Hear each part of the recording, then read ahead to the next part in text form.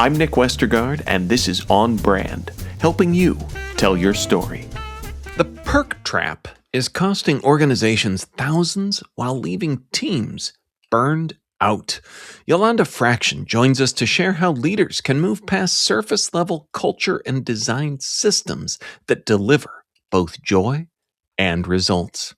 My interview with Yolanda is coming right up, but first... Yolanda Fraction, welcome to On Brand. Thank you so much for having me, Nick.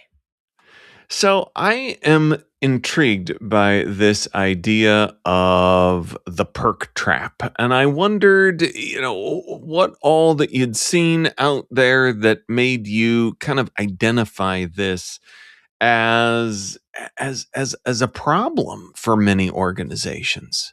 Yeah, over the last 20 years in my career, I've been seeing a lot of different things from organizations offering unlimited PTO to unlimited cold brew coffee, my favorite, and beautiful workspaces, right? Everything from me working in a WeWork, amazing space in the middle of an urban DC neighborhood, to someone saying, walk into the cafeteria and get whatever you want, right? It's on me.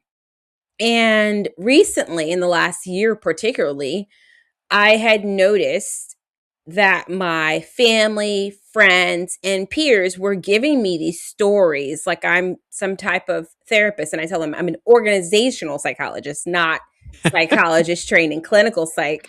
But they would tell me these stories about how they were taking days off and doing work on their days off, or they were logging on to make sure they didn't miss anything.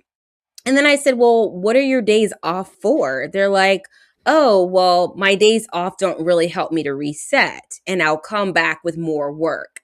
And so I started realizing that a lot of the perks that organizations pay, gosh, like billions of dollars for collectively, they're not really moving the needle and solving the root issue. And as an OD consultant, I don't want to just have a person take a day off or take leave or what have you and come back and be in the same situation and cost the company billions of dollars or thousands of dollars, right? So that's where this idea came from. Is I'm really tired of seeing friends, family, and peers burnt out and no one's doing really anything that's actually solving the root issue. My very first job was for a publishing company, and we were, after a few years, acquired by another larger publishing company, and a lot of big talk, and then the thing that they did, they bought us a Keurig coffee maker, and it was the first Keurig I'd ever a single special Yes. cup of coffee, Yes. but it sort of went downhill. Yeah. From there as well.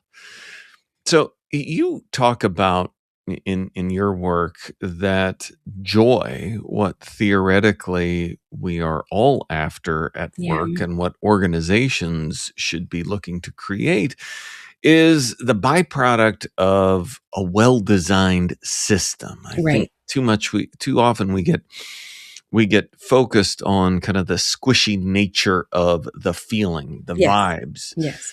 So how do you go about creating a well-designed system that creates joy? Yeah. Great question, Nick. In my book, Joyful Workplaces, I talk about the fact that we can design environments or workspaces where we can look for and create conditions that support employees. And I'm instead of saying employees, I say team members, because I think that's a lot more human. And some of the conditions include the leadership, right? The leadership oftentimes is not always thinking, okay, well, maybe it's something that I can do aside from a training or, doing something where they are the ones going out, doing the thing and coming back. What I'm asking people to do is look at everyday decisions that are made with team members alongside them. How do you build, for example, one of the conditions is trust, right? Psychological safety and agency in organization. So that's a condition. How do we make sure that's embedded in the day-to-day decision? So going back to the perks piece, A lot of times people are like, give me a break. Can I have autonomy to actually do the work? Do I need to sit in back to back meetings?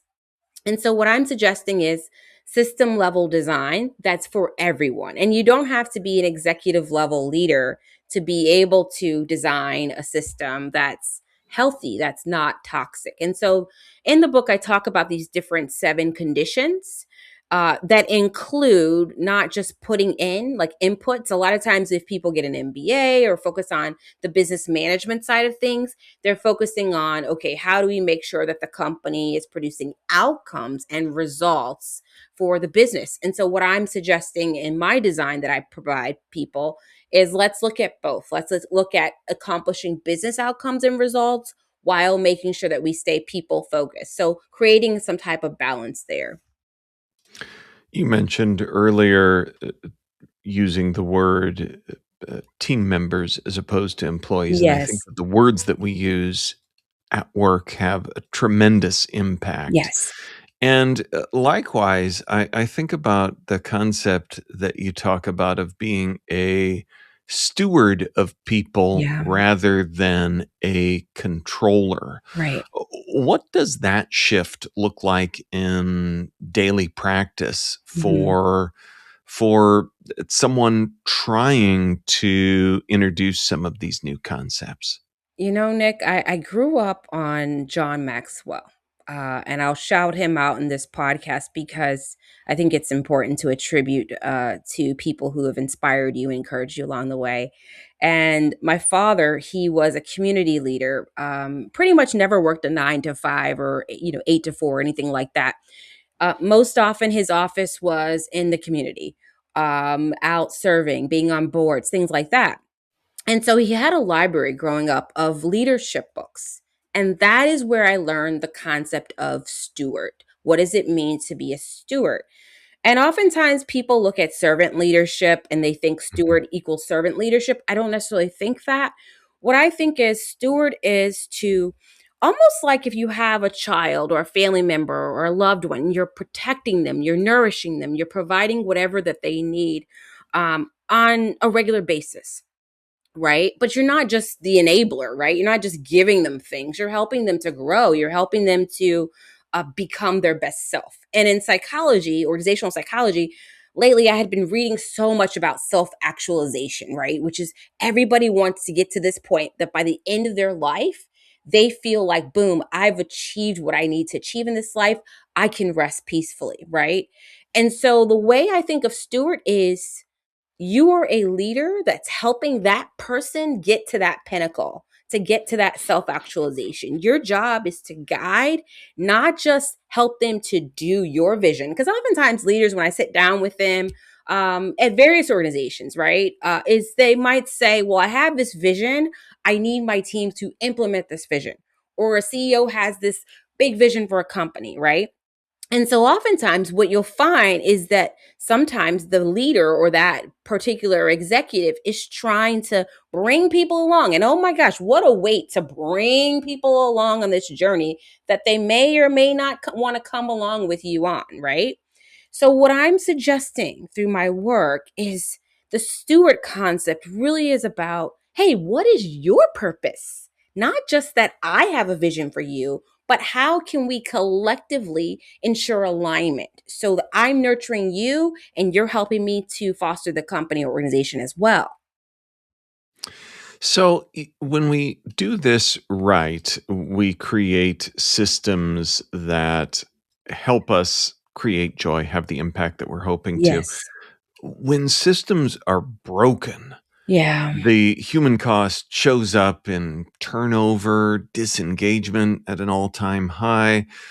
What's a story or an Yeah. indicator that tells a leader that their workplace design is failing before they hear about it in the exit interview? Yeah. Oftentimes you may not hear about it in the exit interview even Hmm. these days. Sometimes for legal reasons or other reasons, I've found a person may not just disclose even at the end in all honesty. So I think that's really fascinating part is, this concept of the feedback loop, right?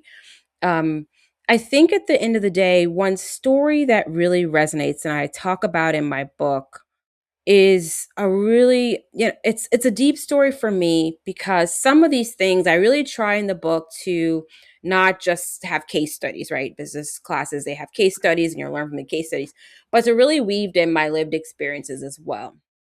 And so one of the main pieces when we think about, okay, what is the cost to the organization, is that over time there are small fractures. And so when I was going through and writing the book, I thought, what's something that's really impacted me the most, in how I lead and how I work?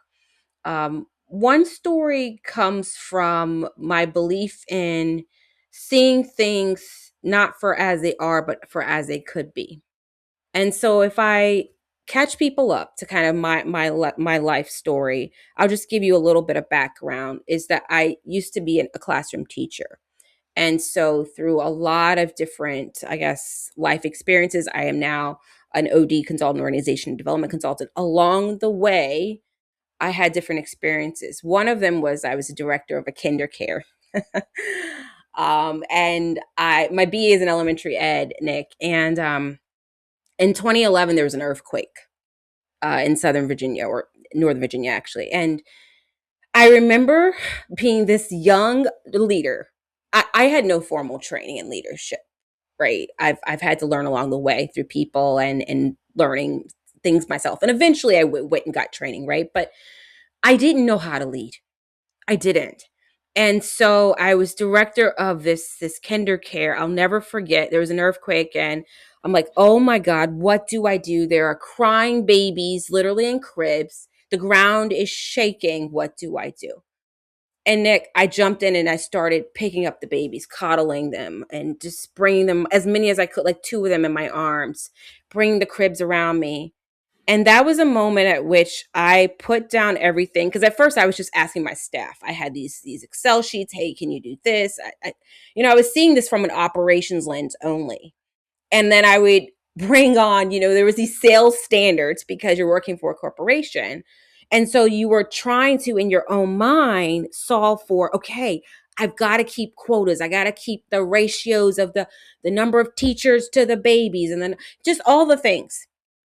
And I think when I started seeing that I set that aside, the me having any, because I had an absenteeism problem, like people would call out on me in the beginning of the morning, and I'm like, what's going on? And I started setting that aside and saying, what can I do right now to support these people? And in that earthquake, it really hit me. I needed to be active. I needed to be engaged. I needed to pick up the babies. I needed to work with my staff. I needed to see them as the experts, really. And so that's what I would say, is that, there are various stories that I have, but I think that's the one that hits home with me, because I felt like being in one of these movies, like you have a movie and it's like, end of the world and you're like, what's going on? So I think that for me resonates, is if you want to solve for absenteeism, turnover, engagement, and you want to still make sure your business is successful, you've got to really be amidst your people. You have to have that pulse with your people to get that tone of, okay, here's where I'm needed. And if you're not, you don't have to be the one that's hands on, but you do have to have a pulse on what can you do, or support your ELT or your executive leadership team to provide that support that's needed. On Brand will be right back after this.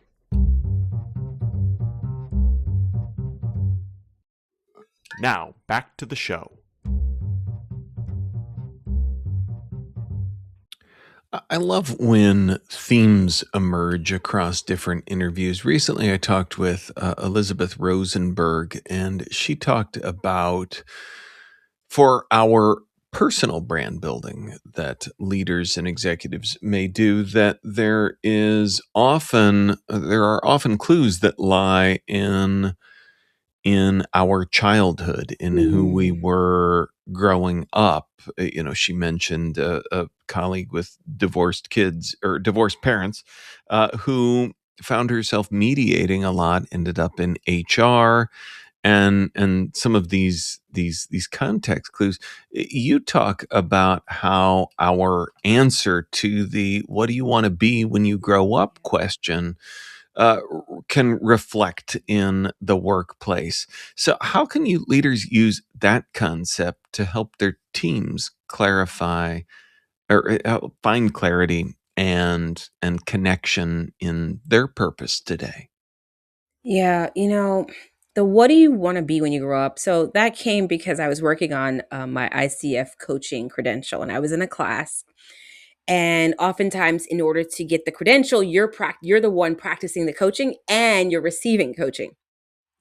And one of my favorite coaching questions that I said in the book was, if you were to look at your 70-year-old self, 70-year-old self, and you're looking back on your life, Nick, what would you say to yourself? And so oftentimes it's not until we have something happen to us, right? That big thing or that emergency. And then we pause and we're like, okay, let me look at my life and my legacy. One of my favorite things to do with leaders is to do workshops, retreats, things around strengths, right? To have a strength based approach to whatever you're doing. I use appreciative inquiry in OD to do planning, things of that nature. Because in the world, there are so many negatives that you can find on any given day. My father says, leader over 40 years leading in the community, he says, Yolanda, we all have to reach into the negative and pull out the positive.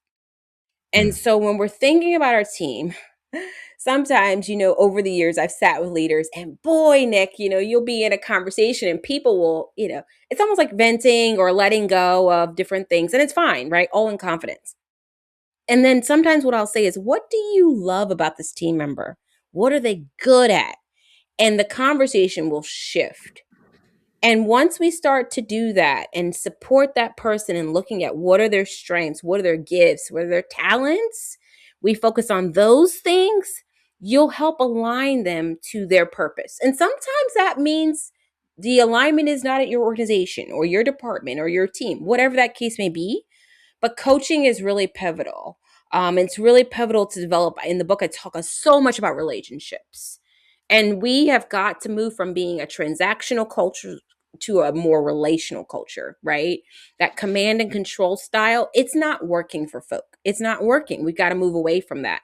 So, going back to your question around the 70-year-old self, at the end of your life, you want to be able to say for yourself, I've done what I've been here on this earth to do.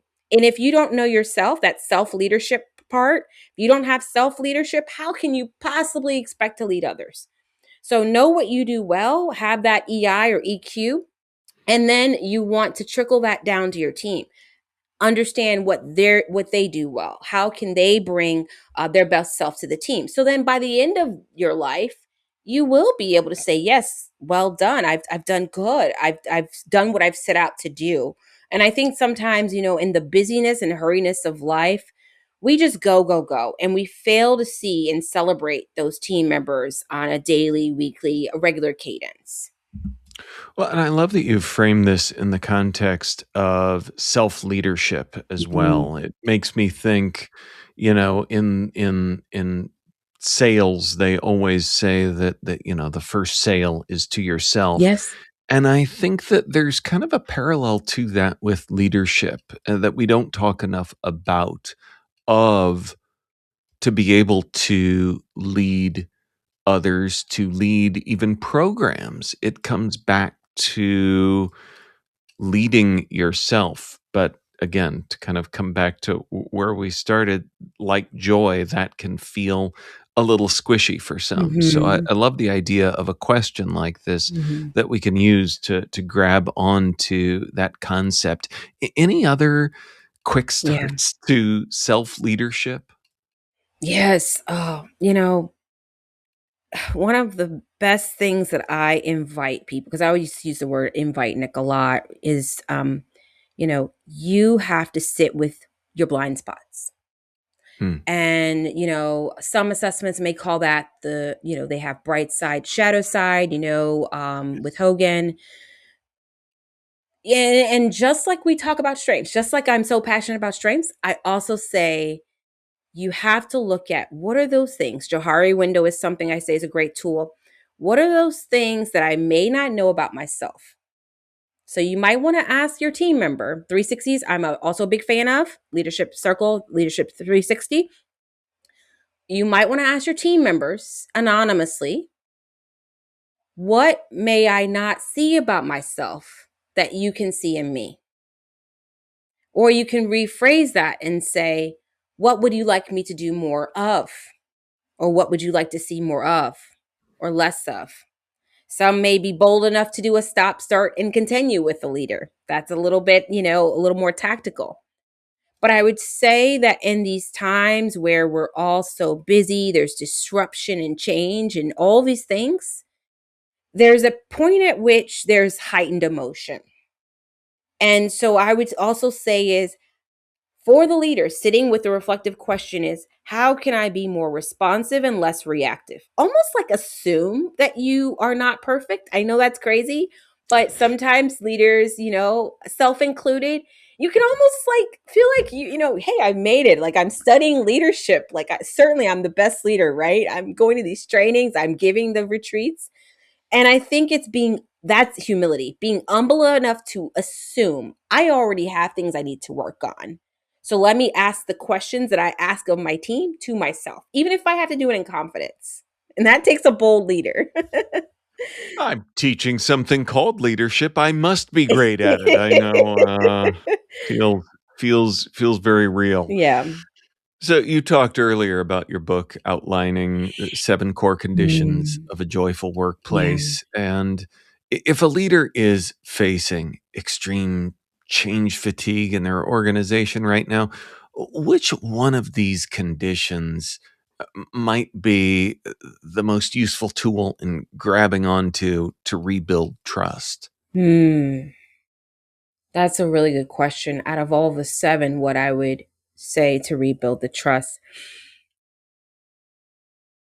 Well, I will definitely say that when looking at one of the conditions that is, I think, personal to me, it is when you face, they say face the music, right? It's being honest with yourself. And I think before we even get to trust or any of the other conditions, I see sometimes pushback or resistance in even the best leaders.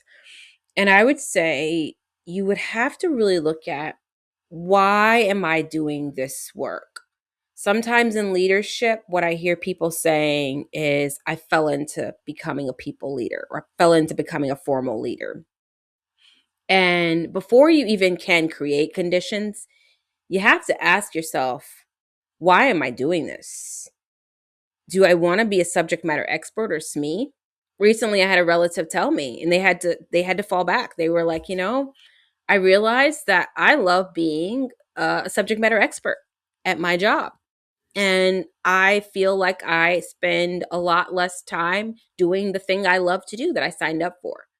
So I would always start there, because I think we have in society and in organizations, we have a large cadre of people who don't want to be people leaders. And so I would invite you to really think about this for yourself first. Because even though I talk about this in the book, I think the reality that I'm seeing when I'm now a little bit further along in my career is that maybe for yourself, instead of designing the conditions, maybe you first have to look and see, what do I notice? So I do sometimes culture work, morale work. And one thing I tell people is, culture is not a kickoff project. You'll see on LinkedIn all these different things about culture. Let's do this for culture. This is the best framework. This is the best model. I don't want to sell you my book. Look, I don't want to sell you my design. What I do want to ask you is a reflective question. What do I notice about my culture? All right. So if you had a pen and paper, what do I notice? What do I see on the surface? Edward T. Hall, Culture Iceberg. Perfect way to start, Nick. What do I notice? You don't need to always buy another book or framework.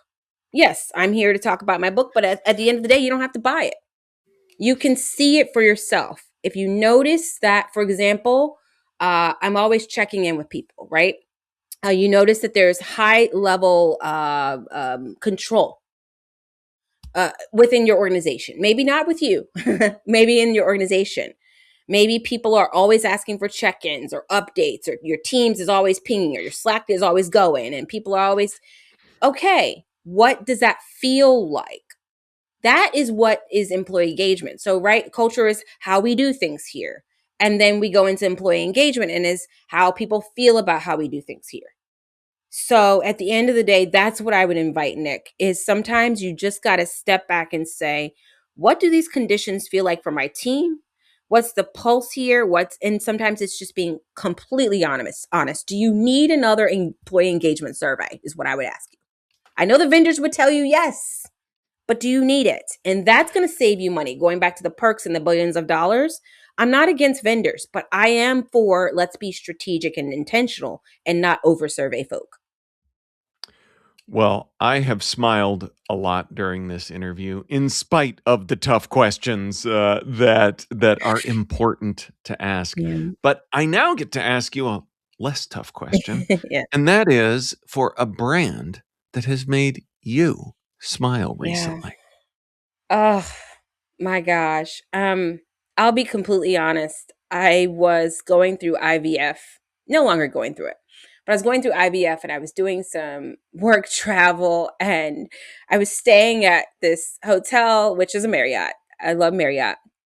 And I told the person, I said, oh my gosh, I don't have a fridge, because you're supposed to travel with some IVF medicines. You're supposed to have Mhm. your needles and things refrigerated, your medicine refrigerated.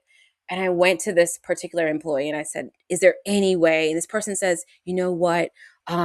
I really don't think there's a fridge in the room or anything like that.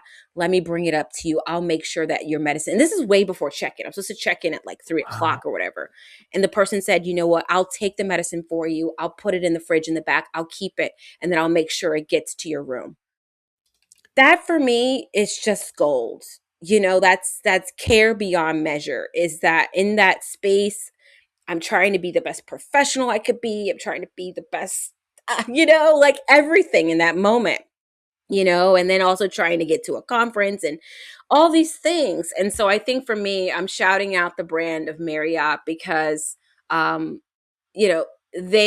will say that I've stayed at, other hotels or chains where that's part of their policy or practice, that, hey, Mhm. if something's not a certain way, go above and beyond to get this Right. client or this customer what they need. But I love it when it's not a part of your policy or practice, and it's not something that you specifically train for and a person does it, because that means it's part of your culture to do that. I thought that's where you were going with that. Very, very on brand smile given our conversation. Yeah. So you said you don't have to buy another framework. You don't have to buy another book. You are here talking about your book. Where Mhm. can we send folks to learn more about who you are and what you do? Thank you, Nick. www.yolandafraction.com. Fraction like the math. People always ask me about that. And so, yeah, you can go online and buy it. I'm also on LinkedIn, Yolanda Fraction. Connect with me, DM me. I'm here for the conversation. So thank you so much, Nick, for having me. It's been an honor and a privilege. Awesome. And we will link up to all of that in our show notes, which folks can find at onbrandpodcast.com. Yolanda Fraction, thanks for being on brand with us. Thanks for having me. On Brand is part of the Marketing Podcast Network. If you like what you're hearing, if we've made you smile, you can always listen free on Spotify, Apple Podcasts, or whatever your favorite platform may be. And please take a moment and rate and review the podcast to help others find the show. Until next week, I'm Nick Westergaard, and I'll see you on the internet.